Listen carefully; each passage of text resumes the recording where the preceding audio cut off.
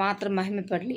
ಒಂದು ವೇಳೆ ನೀವು ಹಾಸಿಗೆಯಲ್ಲಿದ್ದೀರಾ, ಕೈ ಬಿಡಲ್ಪಟ್ಟಿದ್ದೀರಾ, 4 ಜನಕ್ಕೆ ನೀವು ಗೇಲಿಯಾಗಿದ್ದಾರೆ, ಆದರೆ ನೀವು ವರಿ ಮಾಡಬೇಡಿ. ನಿಮ್ಗೆ ವಿರೋಧವಾಗಿ ಮಂತ್ರ ಮಾಡಿದಾರೋ ಇಲ್ಲ ಬಗಸಿದಾರೋ ಏನೇ ಮಾಡಲಿ, ನೀವು ಜನರ ಬಗ್ಗೆ ಯೋಚನೆ ಮಾಡಬೇಡಿ. ದೇವರಲ್ಲಿ ಮೊರೆ ಹೋಗ್ರಿ. ನಾನು ನನ್ನ ಸ್ವಂತ ಜನರಿಗಾಗಲಿ ಆಚೆ ಇರೋರಿಗಾಗಲಿ ಎಲ್ಲ ಇದೇ ಹೇಳೋದು, ನಮ್ಮ ಪಾಪ ಅರಿಕೆ ನಾವು ಮಾಡಬೇಕು.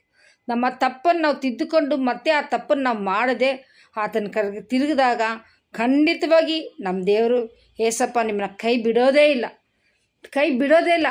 ಆತನ ಖಂಡಿತವಾಗಿ ನಮ್ಮನ್ನು ಕೈ ಬಿಡೋದೇ ಇಲ್ಲ. ಆತನ ನಾಮ ಮಹಿಮೆ ಪಡಲಿ. ನಾವು ಅಸ್ವಸ್ಥೆಯಾಗಿರೋದು, ನಾವು ಕೆಳಗೆ ಬಿದ್ದಿರೋದು ದೇವ್ರಿಗೆ ಪ್ರಿಯ ಇಲ್ಲ.